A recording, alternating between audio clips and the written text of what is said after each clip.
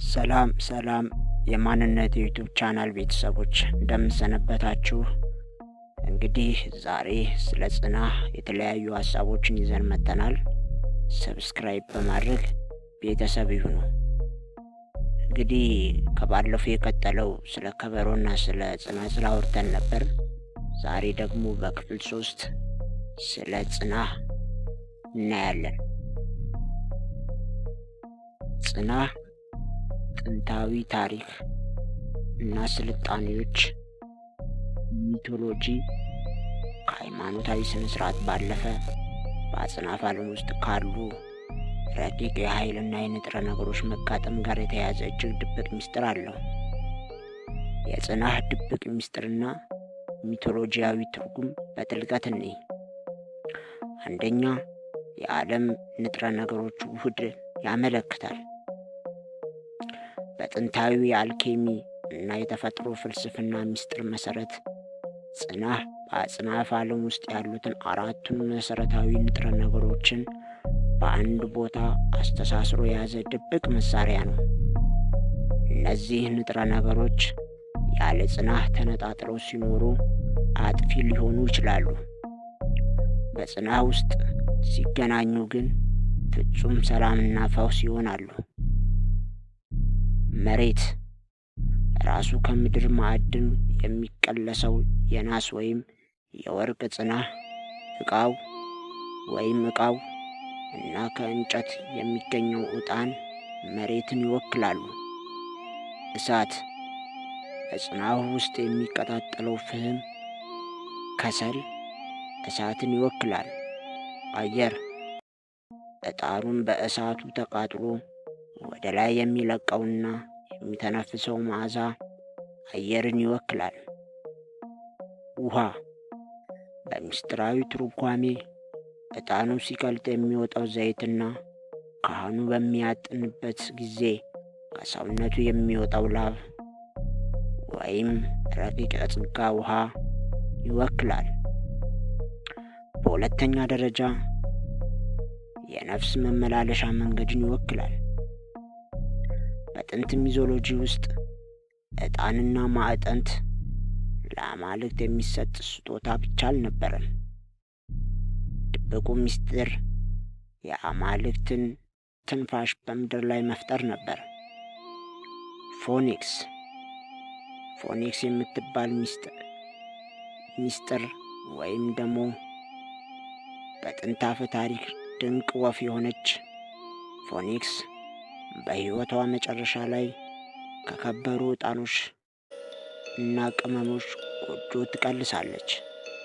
ከዚያም ራሷን በእሳት አቃጥላ በዕጣኑ መዓዛና ጢስ ውስጥ እንደገና ታድሳ ትወለዳለች። ጽናህ ይህንን የፎኒክስ ምስጢር ይይዛል። አሮጌውና ጥቁሩ ከሰል የሰውን ልጅ በደል ተቃጥሎ አልቆ በአዲስ መዓዛና ሕይወት መነሳትን ያሳያል። ሌላው የመናፍስትን መለያ ያመለክታል። በጥንቱ ዓለም ጽናህ የቦታን ኃይል ወይም ኢነርጂ የመቀየር ድብቅ ኃይል አለው ተብሎ ይታመናል። የጽናህ ጢስ ክፉና ዝቅተኛ ንዝረቶች ያላቸውን መናፍስት ሲያባርር፣ ንጹሐን መላእክትን፣ ቅዱሳን መናፍስትን ግን ይስባል።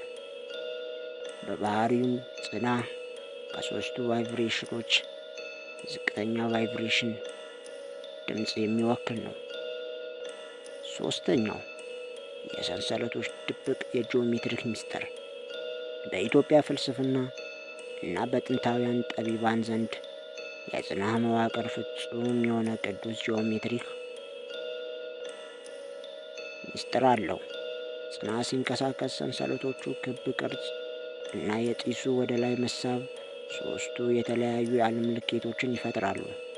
ሰንሰለቶቹ የጊዜ ቀጣይነትን ወይም ያለፈን፣ አሁንና መጪውን ጊዜ ሲያሳዩ፣ የጽናሁ ክብ ቅርጽ ደግሞ ወሰን የሌለው አጽናፈ ዓለም ያሳያል።